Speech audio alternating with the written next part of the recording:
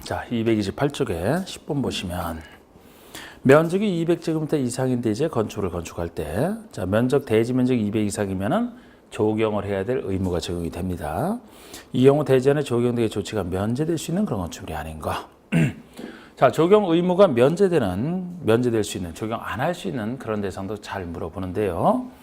보통 이제 녹지와 비도시면 자연환경 자체가 훌륭하니까 적용 안 해도 됩니다. 그리고 주로 이제 주상호를 대상으로 하는 건데요. 뭐 축사라든지 대지 염분이 함유되어 있다 그러면 나무가 해도 죽으니까요. 그런 거 안 해도 되고, 뭐 가설 건축물 같은 거 잠깐 쓰는 거라서 안 해도 됩니다. 근데 여기서 주로 내는 것이 작은 공장, 작은 물리설, 그거 가지고 주로 바꿔내는데, 작은 공장은 작으니까 생산에만 전념하면 되지 안 해도 된다는 건데, 여기서 작다는 개념이 대지 면적 5천 미만, 공장의 연면적 자체로는 1,500 미만, 대지는 5천 미만 또는 연면적 1,500 미만인 작은 공장, 아니면 산업단지의 공장은 규모에 상관없이 생산에만 전념할 땅이니까 해야 되고요. 적용 안 할 수 있고, 그 다음에 물류시설이 작은 물류시설이 있는데 이것이 연면적 1,500 미만의 물류시설로만 따집니다. 그런데 그거는 다시 주상은 제외이기 때문에 결국 1,500 미만의 작은 물류시설 적용을 안 해야 되는 작은 물류시설은 공업지역에서 설치하는 1,500 미만의 물류시설만 적용을 안 해도 되는 거, 그 숫자만 좀 주의하시면 다른 것들은 다 이해하시면 됩니다. 그래서 그런 조경등의 조치가 면제될 수 있는 건축이 아닌가 되는데, 농림지역에 건축하는 축사, 농림지역만 봐도 이건 안 할 수 있다 보시면 돼요. 축사는 뭐 축사도 안 하지만, 이번에 도중계획 시설 부지에 건축하는 가설 건축물이면, 가설 건축물이니까 할 필요 없다. 연면적 3천인 공장. 자, 공장은 1,500 미만인 공장이 작은 공장이죠. 연면적 기준에서는 3천이니까 1,500을 넘었습니다. 그럼 요거는 적용해야만 되죠. 답이 3번이 되는 겁니다. 대지에 염분이 함유되어 있어요. 해도 죽으니까. 자연환경 보전지역, 자연환경 보전지역이니까. 그래서 11번의 그 27의 기출문제인데, 이것도 그대로 지금 제가 설명한 대로 그대로 보시면 되는 부분이고 그냥 넘어갑니다. 그 다음에 12번이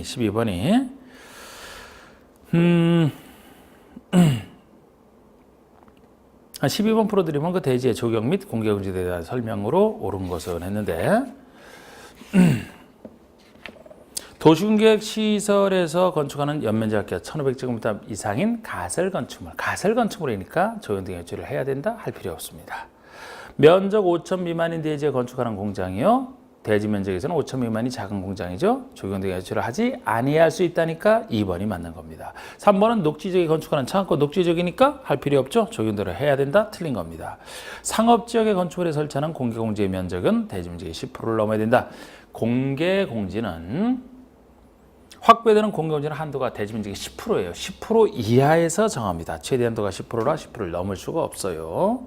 그 다음에 공개공지를 설치할 때는, 공개공지를 설치하면 혜택 주는 게 있는데, 건폐율은 완화에 적용할 수 있다, 완화율은 못합니다. 높이 제한은 완화에 적용할 수 없다, 높이 제한을 완화할 수 있어요. 그러니까 공개공지를 설치하게 되면 건축 기준 중에서 용적률과 보통 높이 제한 두 가지를 1.2배까지 완화할 수 있지, 건폐율이나 일조권 확보량 높이 제한은 안 됩니다. 특히 건폐율을 완화하게 되면 공개공지는 공개 공지로 남겨놓으라는 건데, 건폐율을 완화하게 되면 더 넓게 지라는 얘기가 되니까 충돌돼서 안 돼요. 위로 용적률과 보통 높이 제한, 일조권도 일조권 때문에 안 되고, 그 두 가지를 1.2 풀어줄 수 있다. 4번, 5번 다 틀렸습니다. 그 다음에 13번은 건축물이 있는 대지는 다음 범위 안에서 지자체 조례가 정하는 면적에 미달되게 분할할 수 없다. 틀린 것은, 이게 건축물이 있는 땅이, 건축법에서는 건축물이 기존에 있는 땅이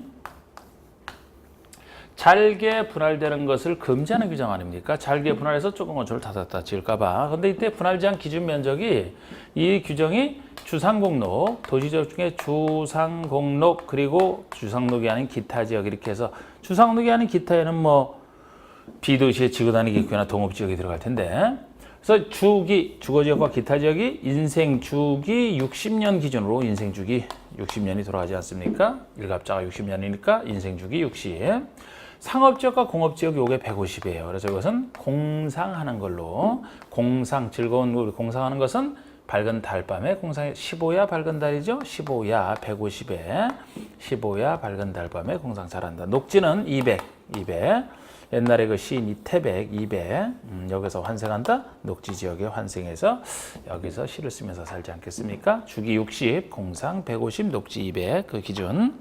이것도 가끔 나왔던 거예요. 그래서 틀린 거 됐는데 주거 지역은 60 이상 맞고 상업지역이 100이 아니고 150이 돼야 되죠. 공상 150, 공업지역 맞고 녹지 200 맞고 비도시의 지구단위 구역 기타 지역 60 맞습니다. 그래서 2번만 틀렸고요. 자, 14번에 공개공지나 공개공간을 설치되는 지정된 대상 지역에 해당하는 거. 여러분, 공개공지는 불특정 다수인 이용하는 큰 건축을 쓰는 사람은 그 사람들이 와서 쉴 수 있는 공간 다 짓지 말고 공개공지나 공개공간을 남겨놓으라는 건데 주로 5,000제곱미터 이상인 문화집회시설, 대형 영화관, 판매시설, 백화점 같은 거 판매시설에도 농산물 유통시설은 제외하지만 뭐 운수시설, 터미널 아직까지 그 대상 건축물을 세밀하게 물은 적은 없어요. 이런 큰 건축물을 지을 수 있는 곳에 지을 때. 그러니까 우리 공개공지는 주로 백화점에서 볼 수 있는 그런 영화관에서 볼 수 있는 공개공지이기 때문에 긴 의자 같은 거 쉴 수 있는 공간이요. 요거는 주거 상업생활에 관련돼 있습니다. 물건을 만드는 생산과 관련돼 있는 게 아니고 만들어진 물건을 팔고 소비하는 그 생활과 관련돼 있기 때문에 어느 지역에 지을 때냐, 지금 이게 그 문제거든요. 어느 지역에 지을 때냐인데 그 어느 지역은 여러 번 물어봤습니다. 우리가 취지를 생각하시면 주상생활과 관련돼 있다면 주거지역 중에는 전용 일반 준이 있는데 주거지역에 들어가지만 전용주거는 빠져요. 전용주거는 양호한 주거환경이기 때문에 이종 근생도 제대로 못 들어갑니다. 일반 음식 같은 이종 근생도 주거환경 망칠까 못 들어가는 곳인데 5천 이상의 문화집회시설 등이 어떻게 들어가겠습니까? 그래서 주거생활과 관련돼 있지만 전용주거는 아니고 일반주거, 준주거가 대상이고 상업지역은 다 대상이 되죠. 그리고 공업지역 중에서는 준공업만 대상이 되는 게 여긴 일반공업도 안 되는 게 준공업은 공업지역 중에서 주거, 상업, 원부기는 보완이 필요한 것이니까 공업지역이지만 주상생활과 관련돼 있지 않습니까? 그래서 그렇게 보시면 돼요. 그래서 이 정도는 보셔야 되는데 공개공지에 해당하지 설치해야 되는 그런 대상 지역에 해당하는 것을 찾아라. 대상 지역을 아이고 작년 문제네요. 그죠? 전용주거라면 대상이 아니죠. 전주거, 주거지역 중에는 일반주거, 준주거가 대상이라고 했습니까? 했습니다. 2번에 일반주거. 요게 답이 되죠. 전용공업 안 되죠. 일반공업 안 되죠. 준공업만 되니까 보존녹지, 녹지니까 아예 안 되죠. 답은 2번이 되는. 그래서 이렇게 이제 공개공지를 설치할 때 아까 확보를 대지면적의 10%가 한도라는 거고 완화했을 때 아까 풀어주는 규정 두 가지 완화할 수 있다 그랬고 뭐 주민위원회 문화행사 등을 연다 뭐 60일 내에서 열게 돼 있는 그 정도가 공개공지 얘기입니다. 그래서 15번도 한 번 더 보시면 건축법령상 공개공지나 공개공간의 설치와 관련된 규정으로 틀린 거 됐는데 전용주거지역에서의 건축물은 공개공지를 설치할 의무가 없다. 전용주거는 없죠. 대상이 아니니까. 이번에 환경 친화적으로 편리하게 이용할 수 있도록 긴 의자나 파고라 등 조례가 정하는 시설을 설치해야 된다. 그렇습니다. 그리고 공개공지나 공개공간의 면적은 대지 면적의 10% 이하에서 조례로 정하라. 10%가 최대치. 이 경우 조경 면적과 매장문화재역 현지 보존 조치 면적을 그 면적으로 할 수 있기 때문에 이제 우리 주로 이제 공개공지에 나무 심고 하는 겁니다. 4번에 공개공지나 공개공간을 설치하는 경우에 용적률과 높이 제한, 보통 이 높이 제한 규정 두 가지를 1.2배 이하에서 완화할 수 있다. 최대 1.2배까지 완화할 수 있다. 5번에 공개공지 등에는 연간 90일 내의 기간 동안 건축 조례가 정하는 바에 의해서 주민들이 한 문화행사를 열거나 판촉 활동할 수 있다. 연간 60일이 한도입니다. 주민에 관련된 거 주로 60일이 많지 않습니까? 다른 데서도 60일, 주민에 관련된 60일. 그래서 5번이 틀렸고 16번의 건축법상 건축물의 대지가 둘 이상의 지역지구 구역에 걸친 경우의 조치에 대한 규정 중 잘못된 것은 여러분 건축법에서는 하나의 대지가 둘 이상의 지역 등에 걸쳐 있다. 어떤 행위 제한을 정할 것이냐. 국계법이랑 건축법이 두 가지를 구별하셔야 돼요. 원리는 서로 비슷합니다만 하나는 차이가 생깁니다. 예를 들어 국계법에서 만약에 물었다면 생각나시죠? 국회법에서는 원래 각각의 규정을 적용합니다만 어느 부분이 330 이하인 부분이 있으면 거기에 대해서 전체 건필과 윤주는 그 가중평균값을 전체에 적용하고 그 가중평균을 적용한다는 얘기는 각각의 그 건폐율을 적용한다는 결과적으로 그런 얘기가 됐었거든요.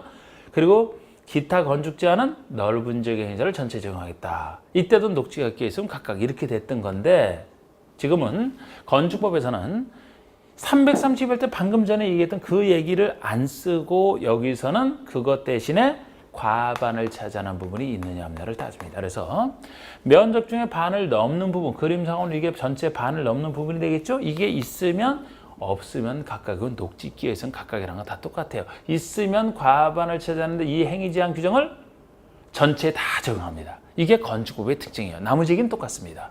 나머지 얘기 똑같으니까 이때도 녹지가 끼어 있으면 각각이고 건축물이 예를 들어서 건축물이 뭐 미관지구나 방화지구에 걸쳐 있다 그러면은 예를 들어 건축물이 미관지구에 걸쳐 있다 그러면은 미관지구에 대한 규정을 건축물과 대지 전부에 다 적용한다.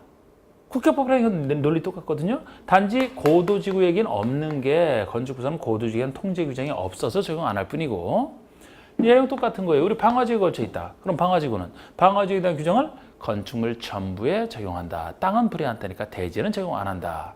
이때도 방화벽으로 구획돼 있으면 방화벽 바깥에는 적용할 필요 없다. 똑같은 얘기가 되겠습니다.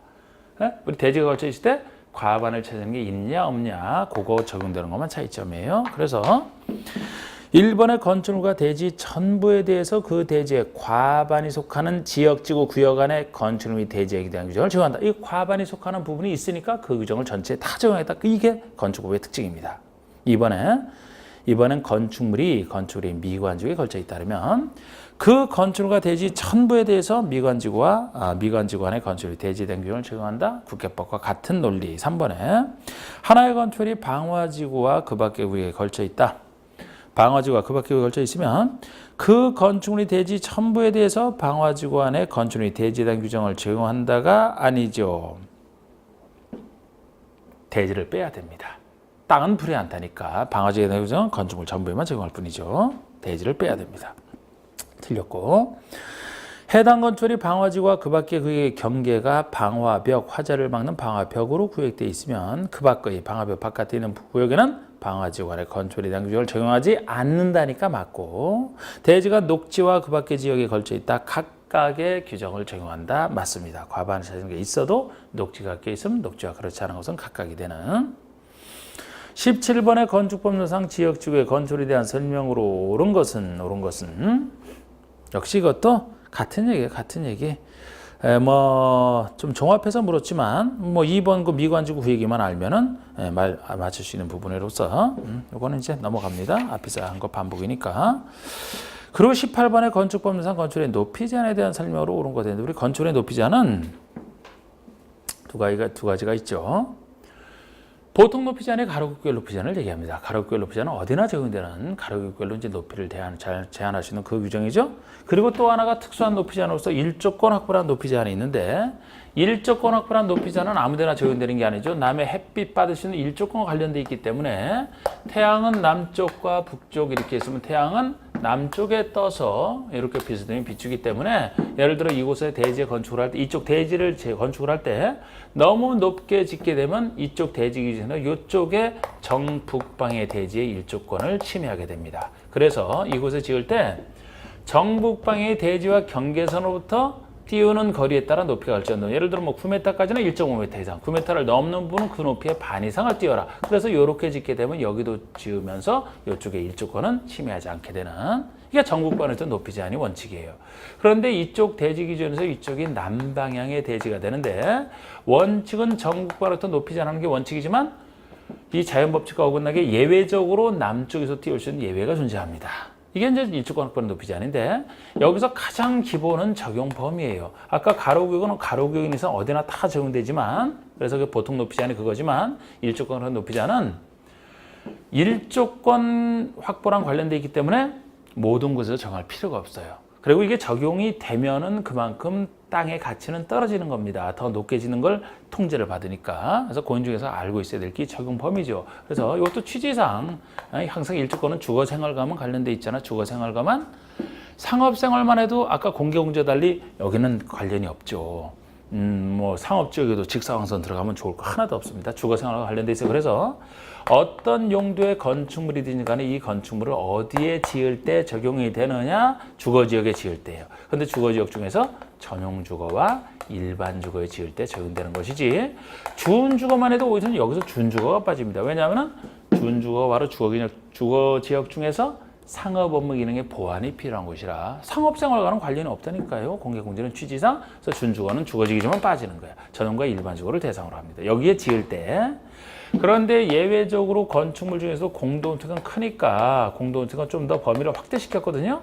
확대시켰는데 아무리 확대시켜도 제일 비싼 곳이 우리 중심 상업이라고 배웠고 전체 지역 중에서 두 번째 비싼 곳이 일반 상업인데 이렇게 중심과 일반 상업 지역 중 아주 토지 용도를 높여야 되는 비싼 곳이면 일조권은 높이 제한을 하게 되면 이용도가 떨어집니다. 그래서 아무리 공동세를 하더라도 중심과 일반 상업지역에서는 이러한 제한은 안 하겠다. 중심과 일반 상업지역을 제외한 지역이면은 오히려 다 적용을 받는 거예요. 요거를 제외한 지역은 다 받습니다. 그래서 적용 범위를 할 때 먼저 공동택이 예외니까 공동주택이냐 아니냐를 확인해 보고 공동주택에 해당된다면 중심과 일반 상업지역에서 지을 때만 아니고 나머지 지역은 다 되지 않습니까?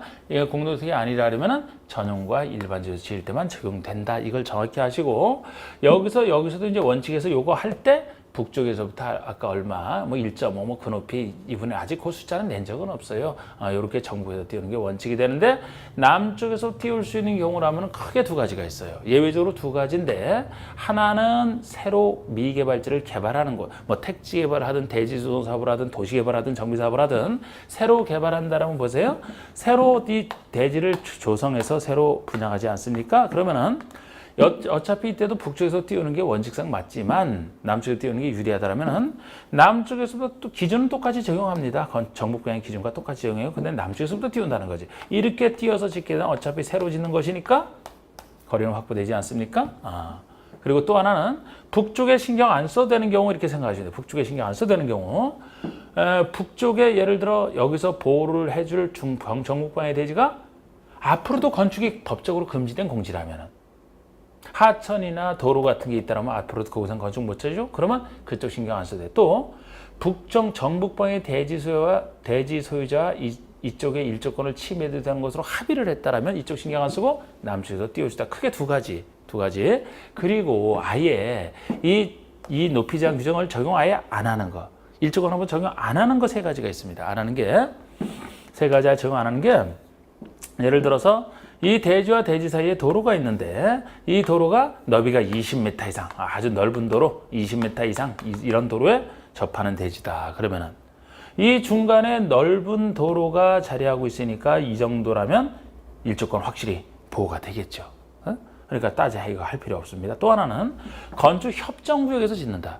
이따 우리 건축협정구역은 여러 땅에 대해서 그 당사자가 전원합의로 건축협정을 체결한 곳을 얘기하죠. 그러면 건축협정을 체결한 곳이면 그곳에는 협정이 체결되기 때문에 개별 땅과 땅 사이에 적용하는 게 아니고 통합 적용을 해버리잖아. 그러니까 그 땅 사이에는 할 필요가 없습니다. 또 하나가 지금 여기다 이 짓는 땅이 전용 일반주거에서 지을 때를 전제로 한 건데 여기서 보호를 해줄 정북방의 대지가 이쪽에 정북방의 대지가 전용이나 일반주거지역 일대 역시 이거 보호를 해줘야 되지 이쪽 정북방의 대지가 전용주거나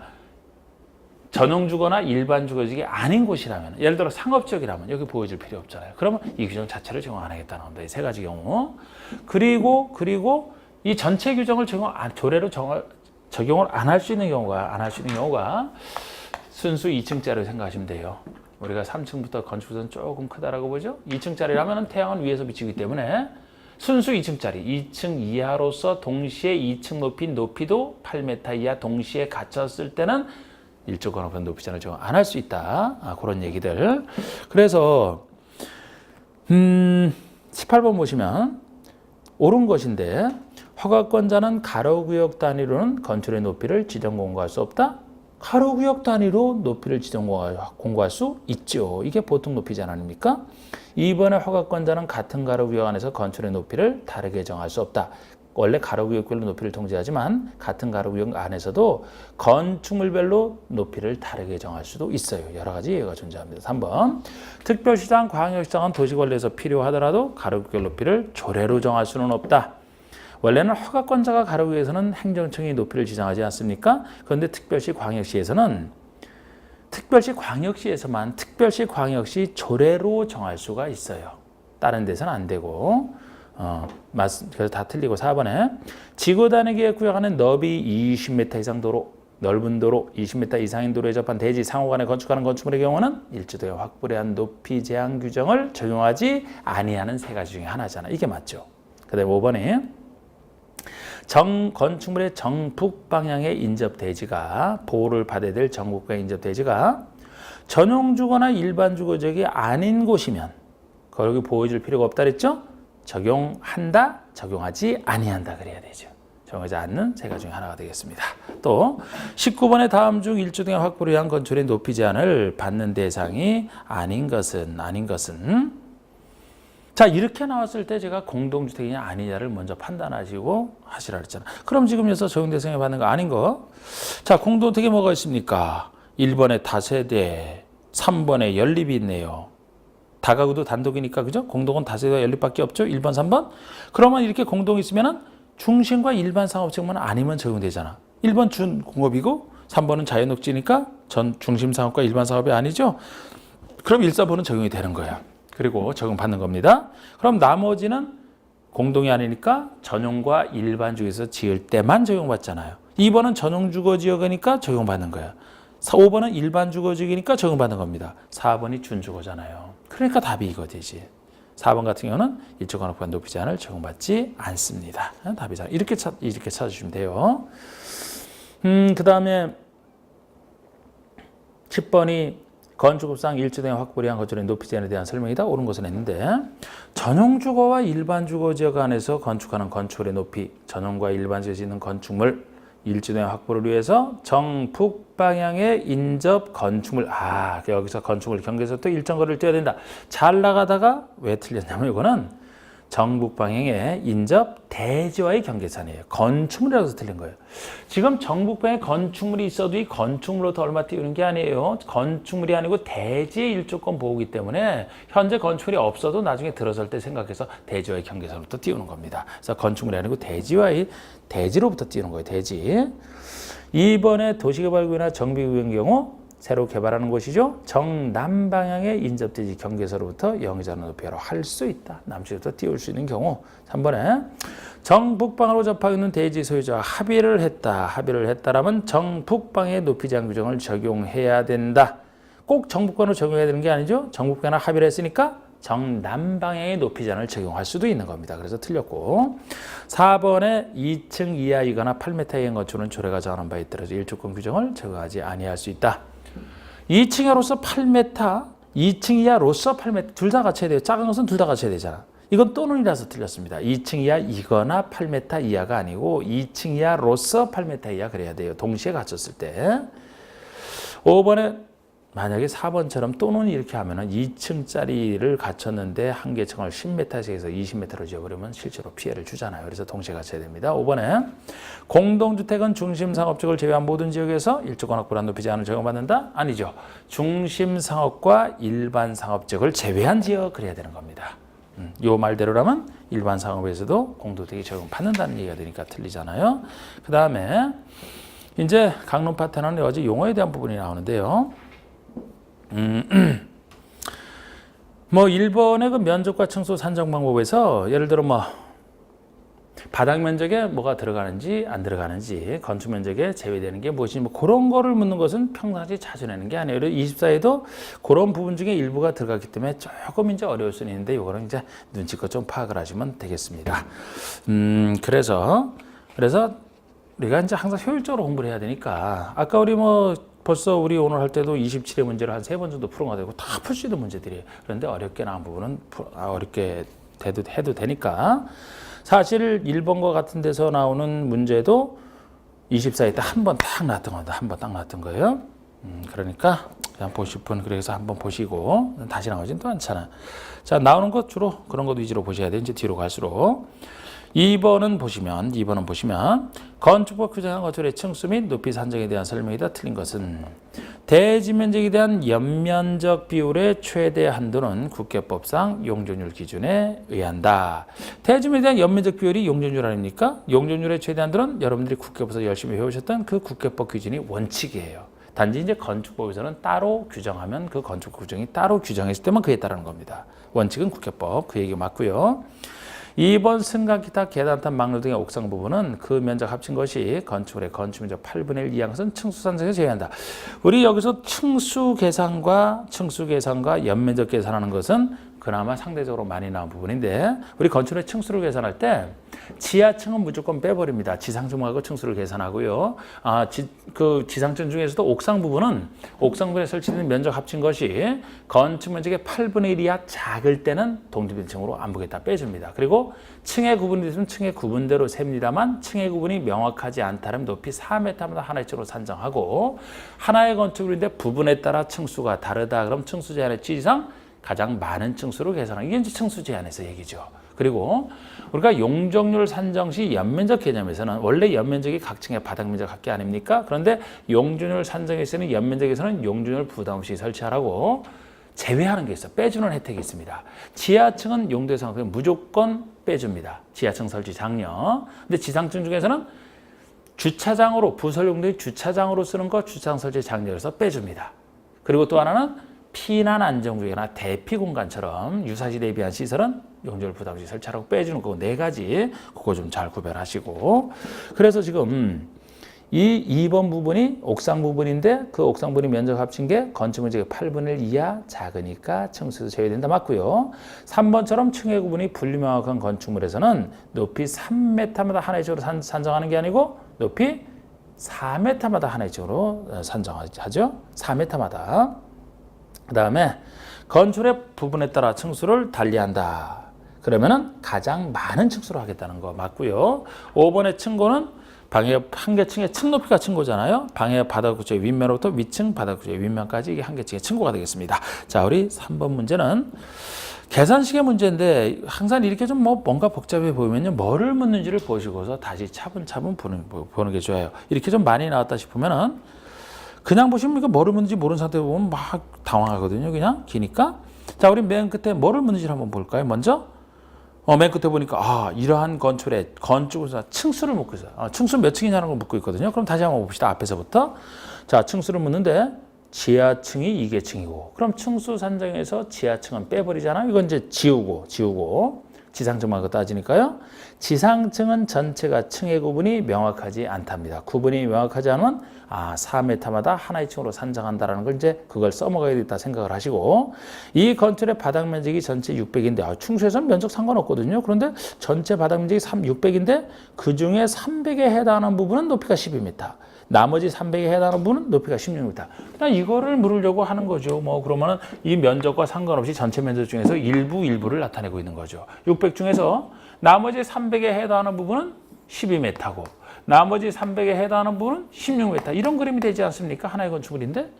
그러면은 지금 층의 구분이 명확하지 않으니까 요거 12m는 4m마다 하나의 층으로 산정하니까 3층이 되고 16m는 4층이 나오는 겁니다.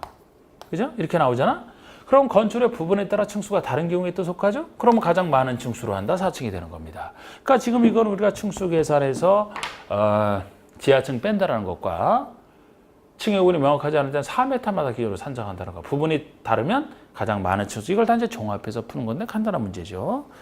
그래서 이렇게 그려보면 됩니다. 4번에 보셔가지고. 그 다음에 4번에 건축법령상 다음과 같은 조건에 건축물의 용적률은 얼마냐? 용적률. 자, 우리 용적률 계산도 하여튼 건축물 계산 간단해요. 우리 용적률이라는 것은 항상 대지 면적에 대한 건축 연면적 비율이고 이 연면적에서 이제 용적률 산정에서 연면적 빼주는 거 생각하시면서 그러면 여기 이 용적률은 대지 면적이 800이에요. 대지 면적이 800이 나왔습니다. 그럼 이 중에서 이제 연면적을 구해야 되는데 지하층은 연면적 산정에서 뺀다 그랬죠? 연면적 뺍니다. 지하 무시. 지상 1층인데 부속적인 주차장으로서 쓰니까 이것도 무시 빼야 돼요. 그러면 지상 2, 3, 4, 5층 4개 층을 쓰는데 업무실로 쓰면서 각 층이 400제곱미터래 바닥 면적이. 그러면 결국 여기서 쓸 것은 리을번만 써야 되죠.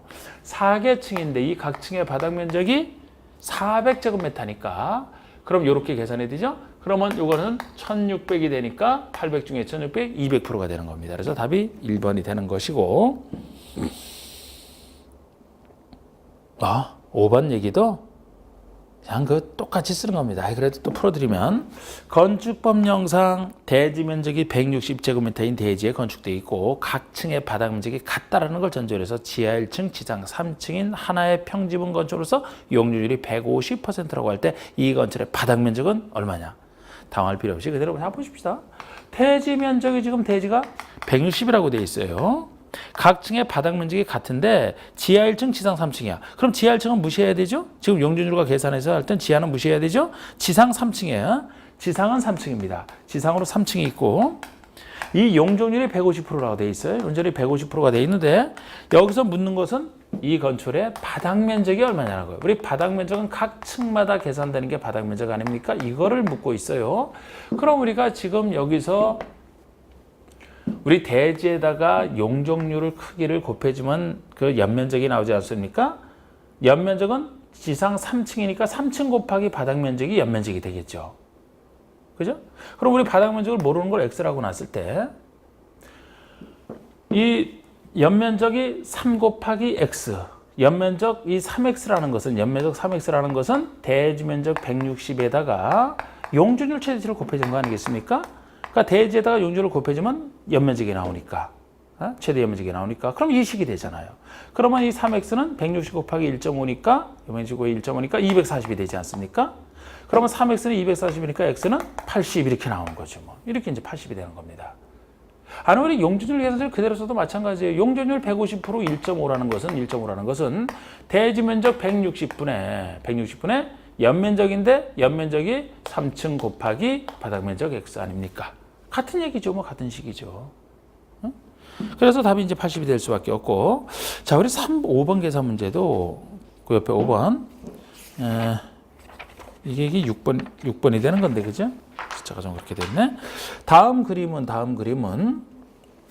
지상 3층과 다락의 구조를 갖추고 있는 다세대 주택인 건축물이다. 2, 3층은 주거 전용 공간이며 지붕이 경사진 형태의 다락의 높이는 2m이다. 대지 면적이 220이고 용적률 건폐런드가 각각 300%, 60% 할 때 증축 가능한 최대 면적은 얼마냐?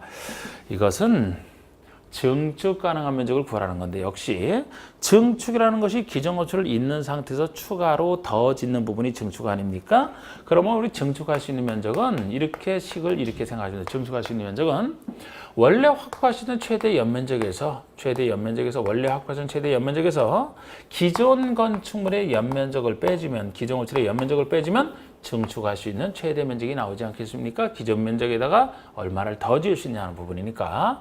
그럼 여기 최대 면적은 대지 곱하기 용적률이니까 지금 여기 대지가 220.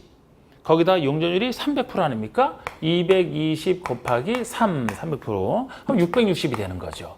여기에서 기존 연면적을 빼줘야 되는데 자 제가 이거는 옛날에 기출문제에서 그 다락을 칠 것이냐 안 칠 것이냐 바닥 면적에서 같이 넣을 것이냐 안 넣을 것이냐 요거를 한 번 물어본 적이 있거든요. 이 그림으로. 근데 이 그림을 좀 요거 내용은 제가 변형을 시켰어요. 기출문제인데. 그런데 자 우리가 그렇다고 해서 아까도 얘기했듯이 바닥 면적에 제외되는 게 수십 가지가 있는데 그 중에서 가끔씩 나오는 걸 하나나 볼 수는 없어요. 그런데 다락은 이미 나온 부분이 있으니까 말씀드리는 건데 이 다락방은 높이가 낮은 것은 바닥 면적 안 친다, 뺀다 이렇게 생각하시면 돼요. 우리가 다락방의 높이가 바닥 면적 높이가 다락의 높이가 1.5m 이하인 것은 바닥 면적에서 빼줍니다. 다락방의 바닥 면적에서 빼주는 거예요. 1.5m 이하. 그러니까 1.5m면 우리 키보다 한참 낮은 1.5m 이하니까 허리도 제대로 못 펴요. 그죠? 그런데 혹시 다락이 경사진 형태의 경사지붕 밑에 설치하는 경사진 형태의 다락이라면 1.8m 이하까지 제외합니다. 보통은 1.5m 이하.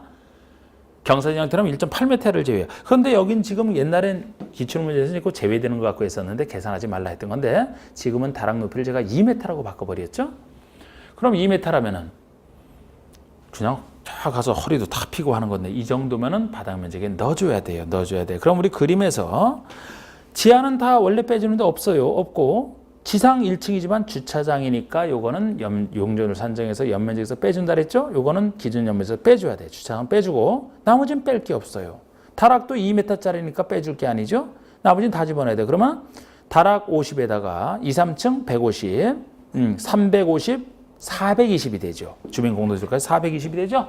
그러면 여기서 이제 기준하면서 420을 빼주니까 420 빼니까 240이 되는 이게 증축가능 면적이 되는 거죠. 이렇게 계산하는 거. 그 다음에 7번은 자, 우리 7번이 이제 이 강론 파트에서 이 구조재료 파트에 나오는 것이거든요. 근데 구조재료 파트에서는 원래 이 부분에서 낼 때가 이제 난이도 조상 어렵게 되는 부분이기 때문에 그리고 한 번 낸 게 또 다시 나오지도 않아요. 지금 이 7번 같은 경우도 옛날에 한 번 딱 나왔던 건데 그 이후에 여러 번 개정된 게 있기 때문에 그래서 요거는 그냥 보여드립니다. 자, 우리 7번 보시면은 건축주는 다음의 건축을 건축하거나 대수선할 때, 설계자로부터 받은 구조안전 확인서류를 착공신고시에 허가권직에 제출해야 된다. 그 대상으로서 옳지 않은 거. 자, 우리 허가 대상 건축물이면 설계자가 설계를 할 때 구조 안전을 확인하게 돼 있고, 그럼 설계자로부터 이 받은 구조 안전 확인서를 착공 신고 시에 허가권자에게 제출해야만 되는 건축물이 있어요. 이걸 제출 안 하면 착공 신고 안 받아줍니다. 그 대상으로서 옳지 않은 것을 했는데, 이것이 해설을 보시면은 제가 1, 2번 요게 1번, 2번이 작년과 올해에 걸쳐서 바뀐 부분이에요. 옛날에 바뀌기 전에 한 번 나왔었는데, 그러니까 바뀐 1, 2번 기준으로 좀 보시라고 이건 해설해 드린 겁니다. 그래서 밑줄도 거기를 따로 쳐놨고, 층수가 2층 이상. 2번은 연면적 500 이상이에요. 자, 옛날에는 조금 크다고 하는 3층 이상, 1000 이상, 3층 이상, 1000 이상, 3층 이상, 1000 이상 이 정도 될 때 구조안전 확인서를 제출해야 됐거든요. 그런데 이것도 안전을 강화하느라고 작년과 올해 걸쳐서 2층 이상 또는 500 이상으로 범위를 확대시킨 겁니다. 2층 이상. 보통 건축부에서 우리가 제일 크다 할 때가 3층부터 조금 크다라고 했잖아. 근데 2층부터는 작은 거지만 2층부터 해야 돼요. 면적은 500 이상이 되고. 근데 여기서도 500 이상이라 하더라도 창고나 축사, 작물 재배에서는 사람 사는 거 아니죠? 500 이상이라 하더라도 서류 제출 대상이 아니라는 겁니다. 그리고 표준 설계에 따라 짓는 것 역시 이건 사람 사는 거지만 이미 안정성이 확인된 표준 설계에 따라 짓기 때문에 안전 확인 필요 없다. 안전 확인 서류 필요 없다. 전통적으로 있었던 높이만 따지면은 13m 이상이 되든지 처마까지의 높이는 9m 이상이 되든지 기둥과 기둥 사이의 거리는 10m 이상이 되든지 이건 뭐 전통적으로 있었던 얘기고요. 그 정도만 봤어요. 그래서 옳지 않은 거 됐을 때 1번의 층수가 2층 이상이면 들어간다. 2번의 지진구역 안의 건축물 이거는 이제 따지지 않고 들어갑니다. 지진구역이니까 기둥과 기둥 사이가 10m 이상 들어가고 높이가 13m 이상 들어가고 연면적 1000 이상이 아니고 500 이상. 그런데 거기서 예외까지 좀 봐주시고. 자, 그래서 여기서 다른 문제 거의 다 빼버렸죠. 최근에 나온 문제 상식적으로 풀 수 있는 거 이것도 한번 나왔지만 한번 봅시다. 8번.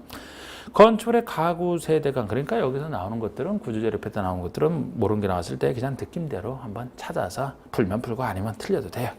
자, 가구 세대감 소음 방지를 위한 경계벽을 설치해야 되는 경우가 아닌 것은 소음 방지를 위한 경계벽을 설치해야 되는 게 아닌 거.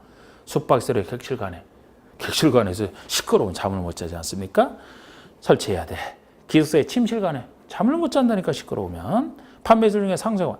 왜 소음방지라는 시설을 설치하겠습니까? 상점간에 시끌시끌해야지 물건 사는 맛도 나는데 잠자러 상점에 가는 거 아니잖아요. 4번에 학교의 교실간에 조용해야 공부를 할 수 있죠. 지루시설의 병실간에 조용해야 치료가 되죠. 그래서 답이 3번이 되는. 자, 그 다음에 역시 이 특별건축형 문제는 1, 2번은 요거는 뭐 그냥 한번 해보실 분은 요 정도는 하시라고 해서 그냥 여기다가 만들어냈습니다. 이것이 굉장히 양에 비해서 한 번 딱 나오고 말았기 때문에 양은 많은데. 자, 여기서 3번 보시죠. 건축협정. 이건 작년에 신설된 건데 작년에 문제가 나왔던. 근데 이 건축협정이나 올해 신설된 결합건축 같은 경우는 획기적인 제도이기 때문에 그걸 좀 중요하게 보세요. 자, 3번의 건축협정은 그러니까 제가 대충 말씀드릴 때 그랬던 거 아닙니까? 뭐 자세한 것도 아니고 뭐 기본적인 흐름만 좀 잡아도 되니까. 예를 들어 내 땅을 그릴 때 건축협정이라는 것이 4가지 독립된 필지가 있을 때 원래 건축 기준은 각 필지별 각 건축물별로 적용하지 않습니까? 건축 기준 적용할 때 여기서는 건폐상 요 정도 크기만 지어라. 여기는 건폐상 요 정도 크기만 이렇게 각각 대지에 각각 적용합니다. 이 건축물 지을 때 조경 얼마 해라, 주차장 얼마 확보하라 뭐 이런 거 각각 대지별로 이렇게 따지지 않습니까? 얼마 확보하라, 얼마 확보하라. 그런데 이거를 이곳에 사는 사람들이 전원 합의로 건축협정을 체결해서 인가를 받는다면 전원이 협정을 체결해야 돼요. 전원이 협정 체결할 땐 전원입니다. 한 사람도 반대하면 체결이 안 돼요. 한 사람도 반대하면 그 반대하는 사람은 협정 체결 안 하게 되면 원래 개별 토지별로 건축 기준을 제공받으니까 이게 건축협정은 이제 개인들이 협정 맺은 것을 법에서 존중해 주겠다는 거 아닙니까? 그러니까 한 사람도 반대하면 안 돼요. 체결할 때는 전원이야. 그 대신 폐지할 때는 과반수예요. 지금 일반적인 이 각각 제안에서 협정을 체결하게 되면 건축 기준을 이 협정 체결한 땅을 전체나 일부 대상으로 통합할 수가 있거든요. 그래서 이렇게 가는 게 특수한 구조라 갈 때는 힘들게 전원 합의로 체결하지만 폐지할 때도 전원 합의로만 폐지할 수 있다면 원상태로 돌아오기가 너무 힘들어. 이게 원래 각각 적용되는 게 원칙이라. 그래서 체결할 때는 과반 전체 동의고 전원 합의고 폐지할 때는 과반성입니다. 이 차이점을 강조했는데 이 차이점이 작년에 나온 거죠. 이 차이점을 알아면 맞추는 문제가 어떤 세밀하게 낸 게 아니고 자 협정 체결했다 칩시다. 그러면 혜택이 아주 개성 있는 마을을 만들 수가 있어요. 각각 적용하는 게 아니고 협정 체결하는 곳에 통합하여 적용할 수 있기 때문에 건폐율상 예를 들어서 아까 네 땅에 걸쳐 합쳐서 이렇게 한꺼번에 지었고 각각 분양을 받아서 살게 되면 원래는 이렇게 이 정도 크게 못 지지 않습니까? 이 땅에 통합 적용하니까 가능해지는 거죠. 그리고 각각 땅에서 적용을 해야 될 것을 통합 적용해서 여기다가 적용을 공통으로 설치를 해서 산책을 하고 주차장을 각각 설치할 것을 공동 주차장을 설치를 해서 이용하면 훨씬 편하게 이용할 수 있잖아. 개인 하수 처리설 공동으로 설치하고 지하층 공동으로 설치하고 이용이 편해지잖아요. 각각 대지는 도로에 2m 접해야 되는데 이걸 통합 적용하면 어느 땅이 2m 접하지 않아도 다른 곳에서 접하면 지을 수 있게 한다라든지 전체대에서 이런 혜택을 받는 게 건축협정이 되겠습니다. 그래서 그리고 폐지할 때도 이렇게 특례를 적용해서 건축을 했다라면은 20년 지난 후에는 이제 폐지할 수 있다. 그런 제한도 있지만 그걸 물었던 것도 아니고 요새 여기서 그런데 건축협정 체결했을 때 통합 적용한다 그랬는데 다른 건 지금 그림대로 통합 적용하는 게 많이 나왔어도 용적률은 아닙니다. 용적률은 없는 게 용적률은 결합건축에서 다르기 때문에 결합건축은 올해 새로 신설된 건데 여기서 다루는 건데 이 결합건축은 뭐냐면은 두 땅 사이의 문제, 두 땅 사이. 이건 여러 땅, 마을 단위로도 확대할 수 있어. 전원만 합의하면. 근데 이건 두 땅 사이의 문제입니다. 두 땅 사이에서 용적률을 결합건축하는 거예요. 두 땅 소유자가 합의했다. 여러분 이 두 땅이 이것도 새로 신설된 것이라 너무 서해산 숫자는 안 나오겠지만 이 두 땅의 최단 거리가 100m 이내인 너무 멀리 떨어지죠. 100m 이내일 때 적용되는 규정인데 예를 들어 이 땅에서는 기존 용적률상 이 정도 크게 지을 수 있고 여기도 기존 용적률상 이 정도 크기를 최대 지을 수 있는데 여기 있는 사람은 더 높게 짓기를 원하고 이 사람은 이렇게 더 작게 짓기를 원한다고 생각해 볼까요?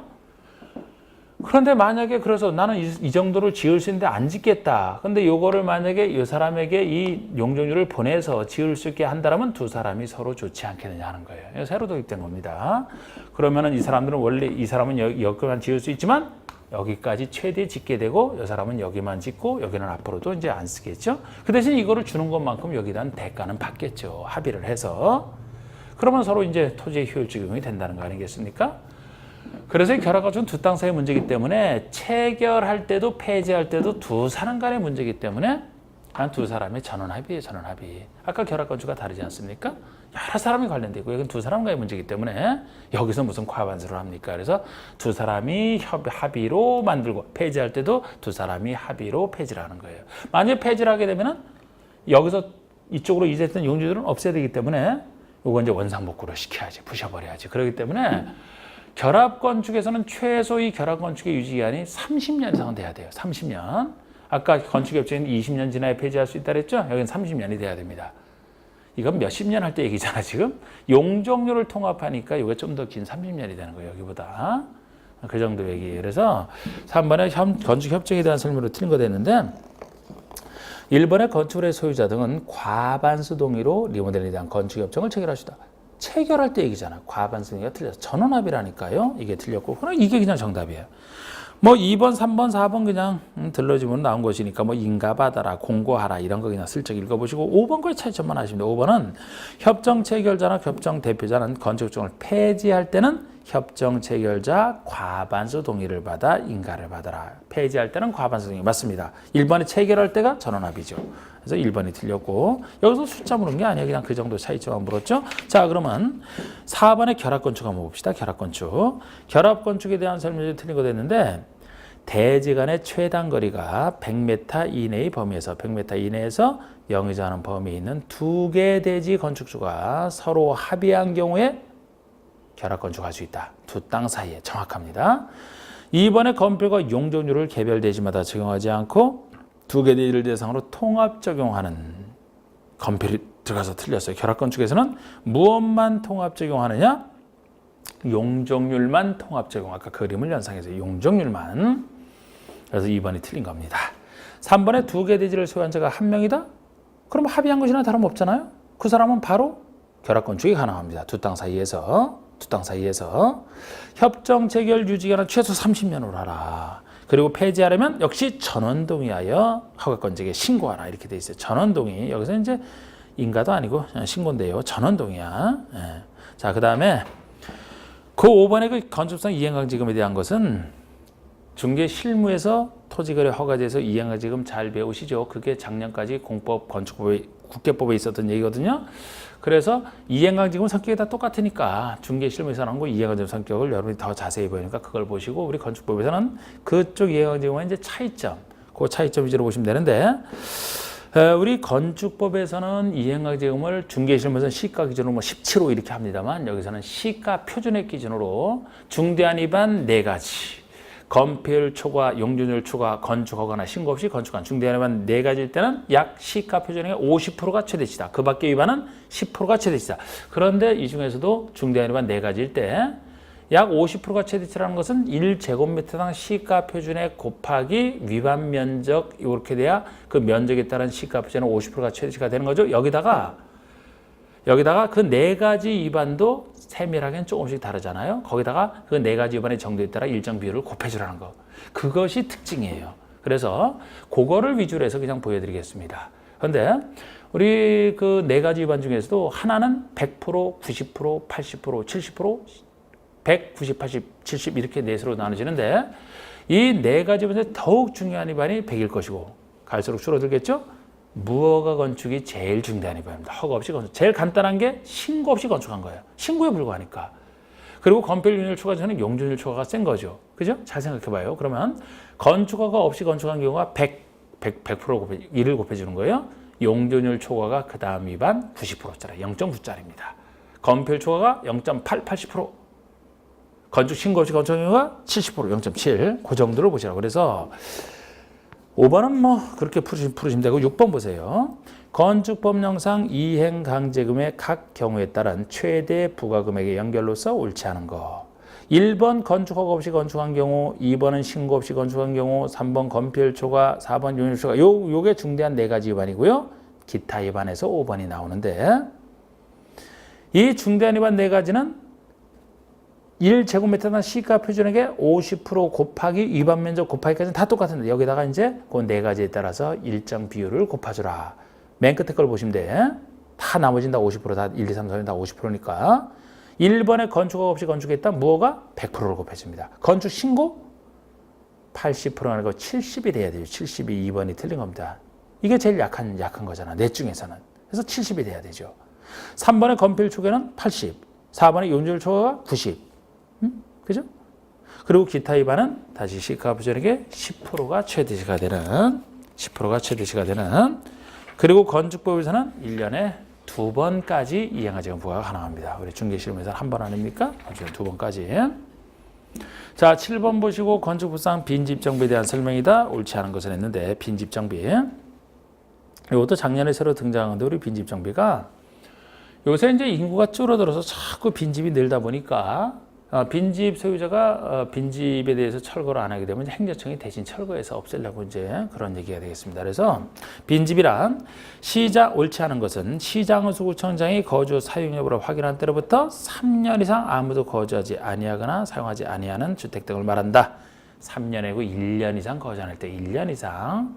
대표적인 일자리 중에 이게 빈집 개념에서 1년이라고 했잖아. 제가 요거 틀렸습니다. 이 빈집 개념도 좀 정확히 하시고 그러면 시장의수구청장은 빈집 소유자 등에게 철거 등 필요한 조치를 명할 수 있고 이런 빈집 소유자는 특별한 사유가 없으면 60일 내에 철거를 해야 된다는 겁니다.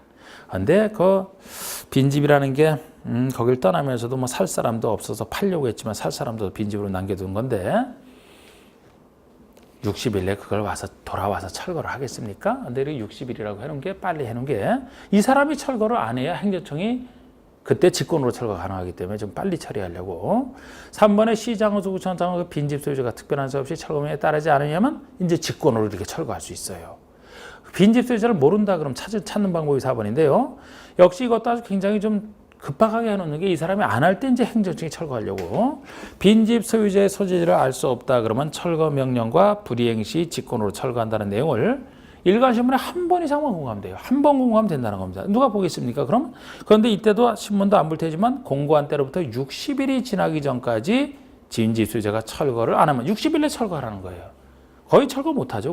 그러면 직권으로 철거할 수 있다는 겁니다. 이렇게 좀 급하게 해놨고 그러면 철거를 할 때 정당한 보상비를 빈집 소유자에게 지급하라. 정당한 보상비를 빈집 소유자에게 지급하라. 그렇습니다. 자, 우리 뭐 빈집으로 남겨놓은 게 잘못은 아니지 않습니까? 그래서 이럴 때 철거하더라도 정당한 보상비를 줘야 되는데 이때 다른 법에서는 정당 보상비는 주로 시가 보상을 얘기합니다. 그게 정당 보상인데 여기는 안 나와 있지만 나중에 0이 나왔거든요.